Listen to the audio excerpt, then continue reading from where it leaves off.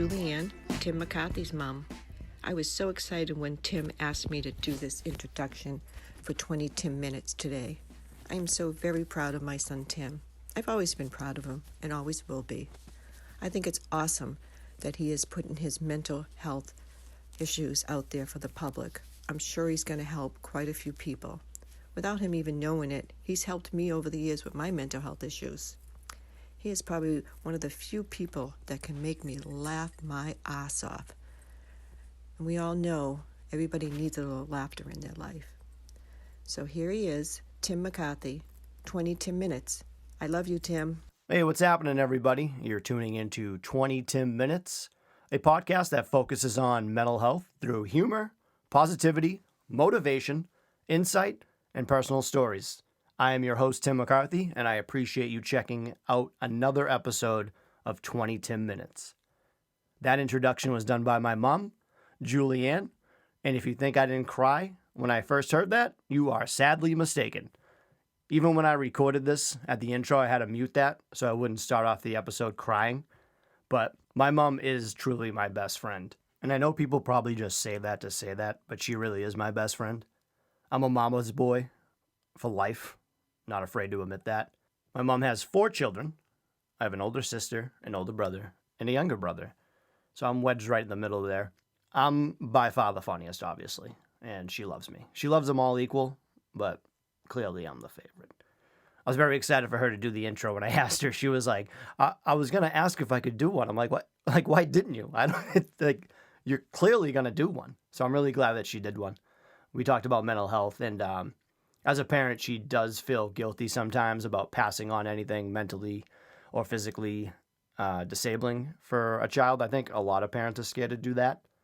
And it's not like I rue the day that my mom possibly gave me mental health issues, but having her there as a child growing up definitely shaped me into a better person and the person I am today. Without her, I wouldn't have the heart that I have for people and in life. I wouldn't have the sense of humor I have, and I'm forever grateful for the life that she gave me. I love my mother, and thank you for that introduction.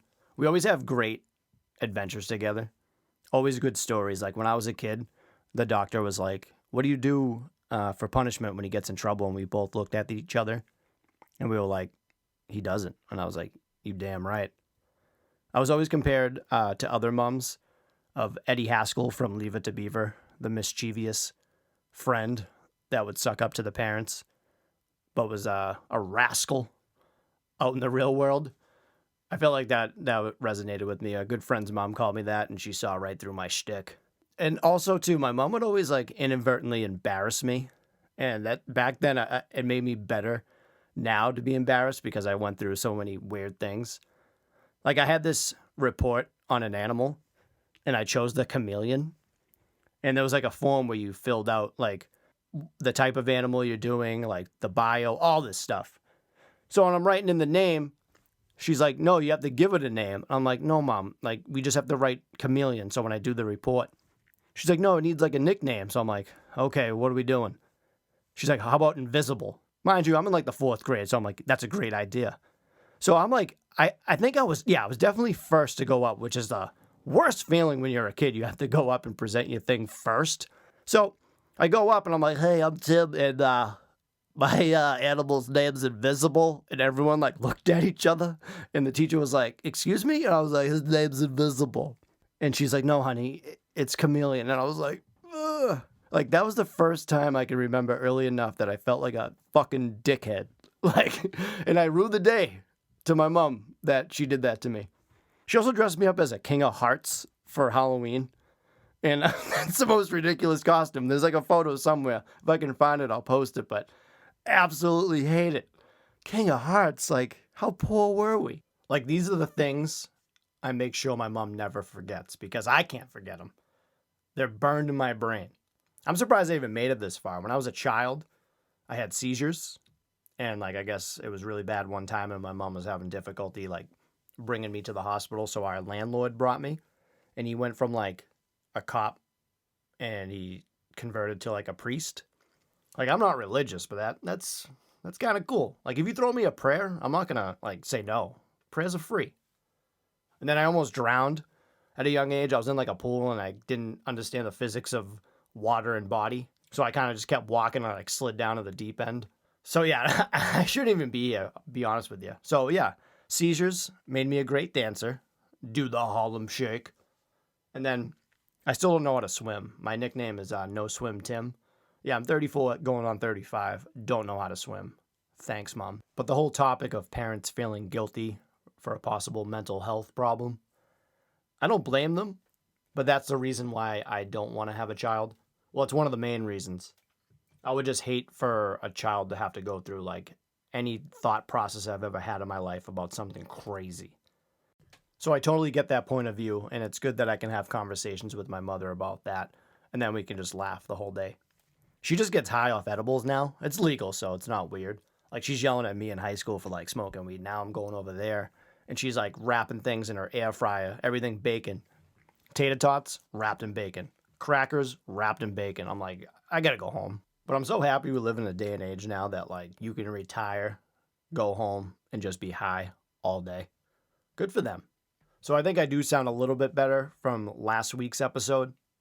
I'm definitely getting over my little sickness, but I still sound a little bit froggy, I would say. Took a couple COVID tests. They're all still negative. Waiting on one more. I am feeling better, and like I said, I'll get through it, like I always do.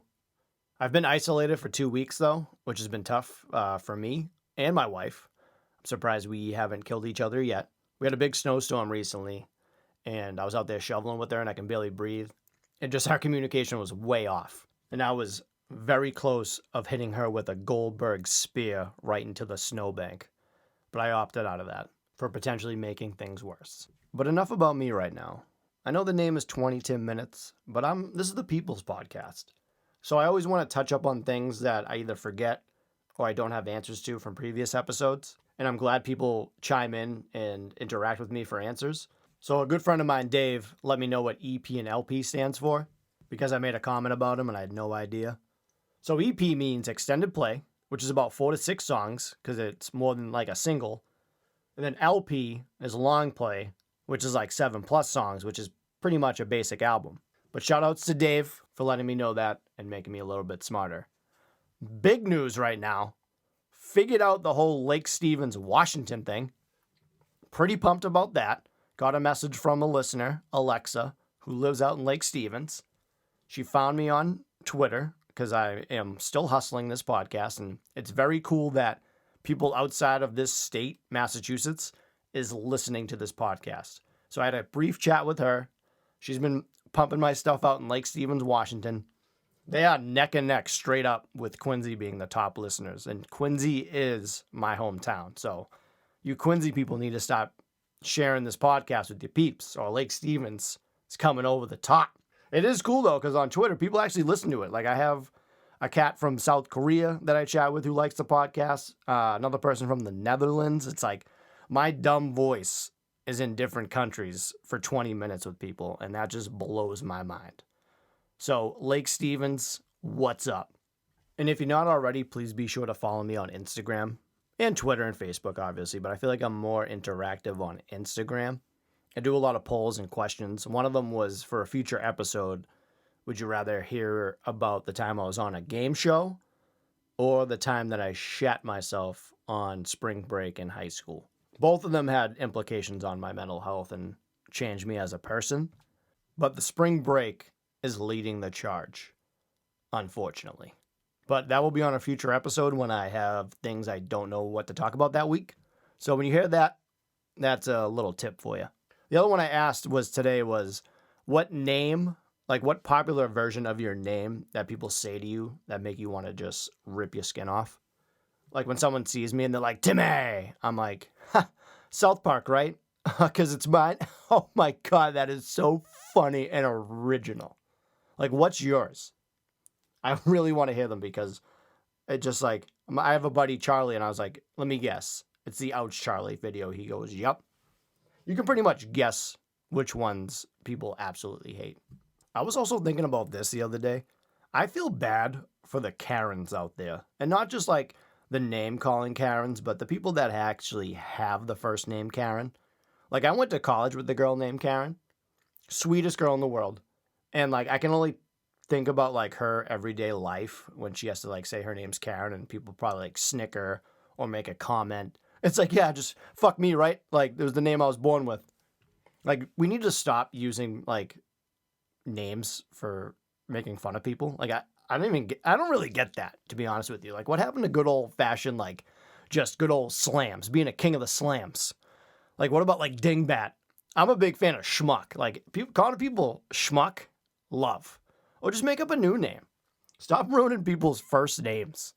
Let's come together and start a new trend where we make up a name and it's used throughout the world. If we put our minds together, we can think of something good. So let me know.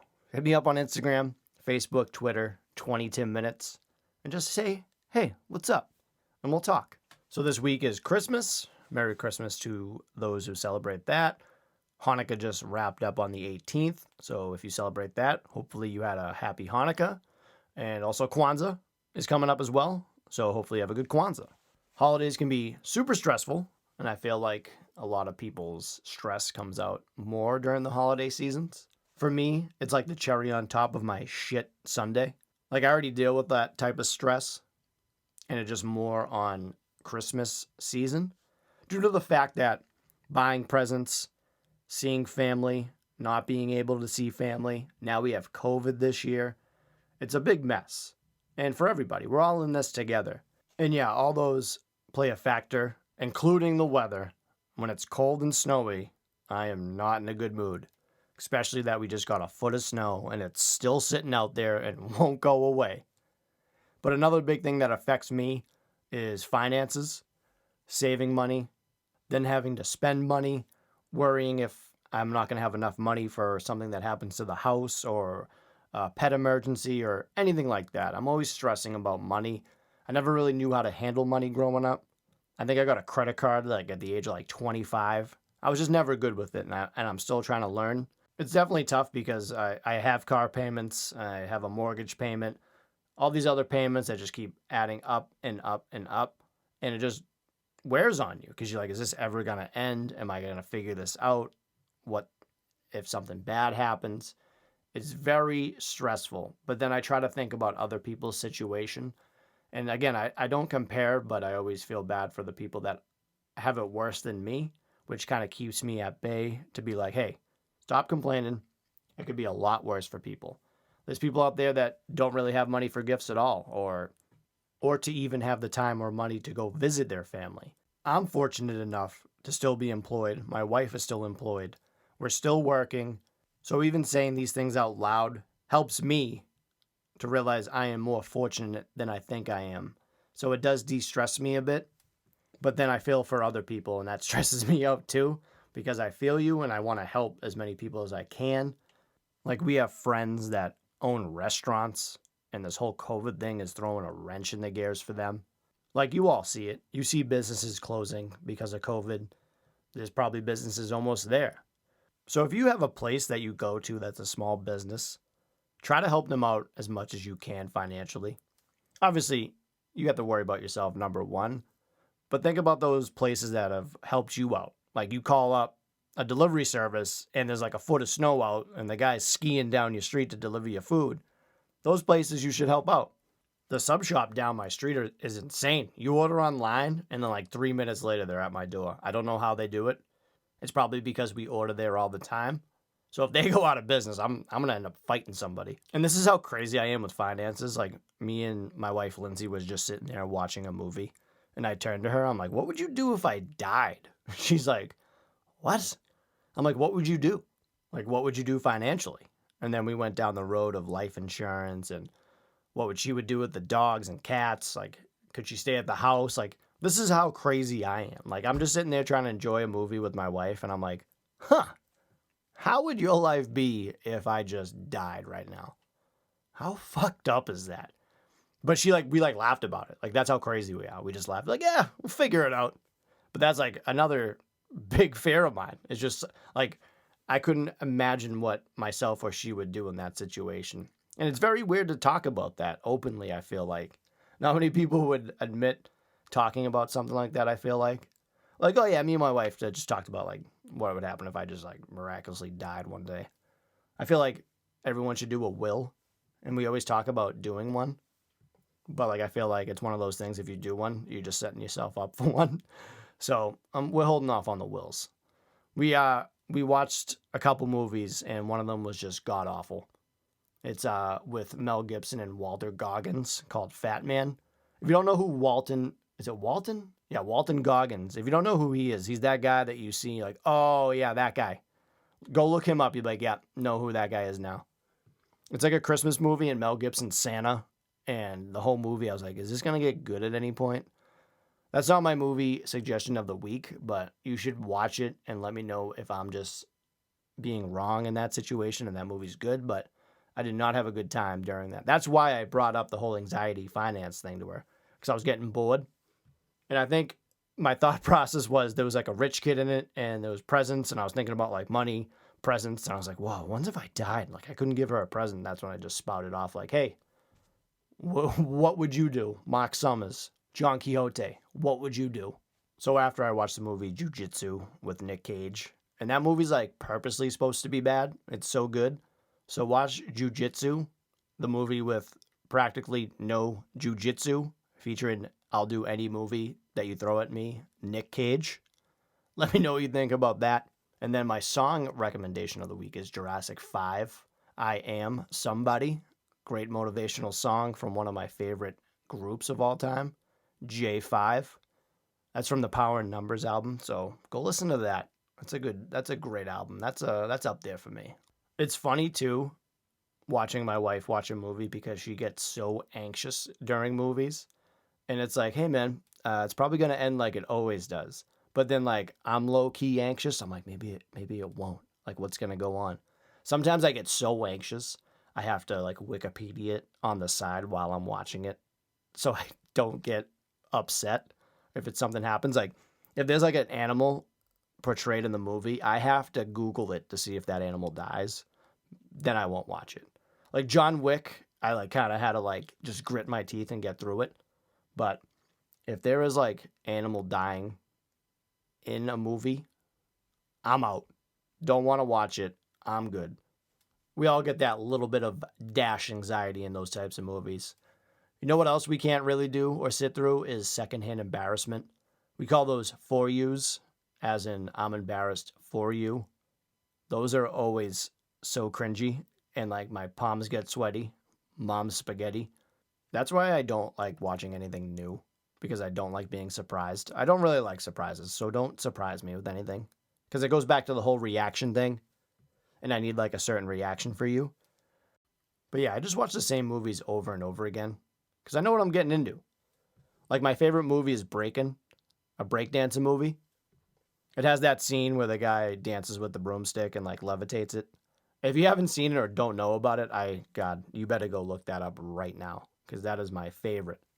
I like what I like and I know what I know and I don't like surprises. Like I was at the doctor's office getting my like 4th COVID test. And you have to call before you show up. And I got there and I called and I left my message to have them call me back. And I sat in the car probably for 2 minutes. That felt like 15 minutes. I'm like, they forgot about me. I'm not going to be able to get this test. I can't go back to work. My work's going to be mad, blah, blah, blah. And then they called me right back. Like, that's how quick my anxiety just rips me down. Then I go in and I'm just laughing to myself because I'm like, I am fucking crazy. Does anyone else feel like this? Because, like, I say all these things, and then I just save it, and then upload it.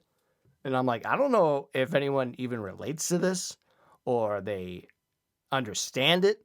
But if you do, let me know. Let's chat about it.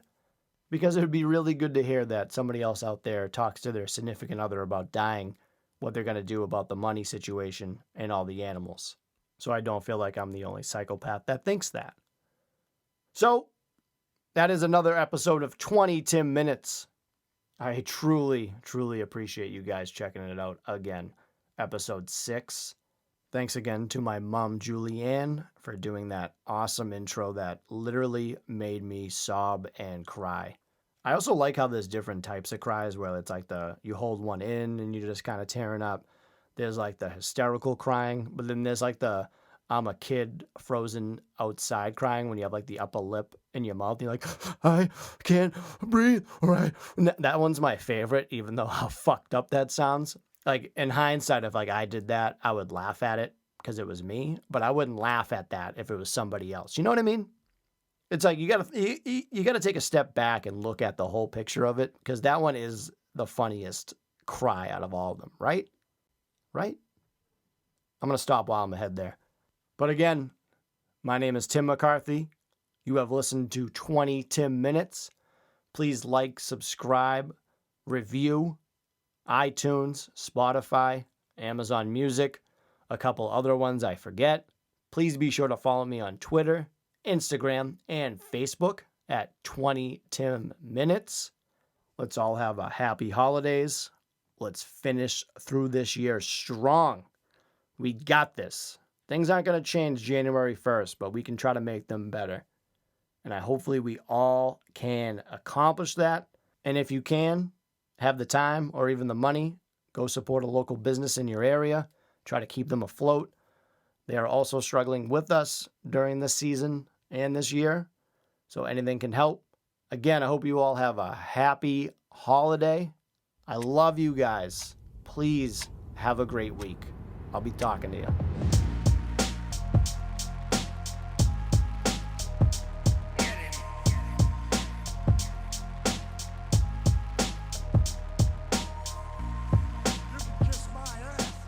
This podcast is not intended to be a substitute for professional medical advice, diagnosis, or treatment. Always seek the advice of your physician or other qualified health provider with any questions you may have regarding a medical condition. If you are feeling suicidal, please dial 911.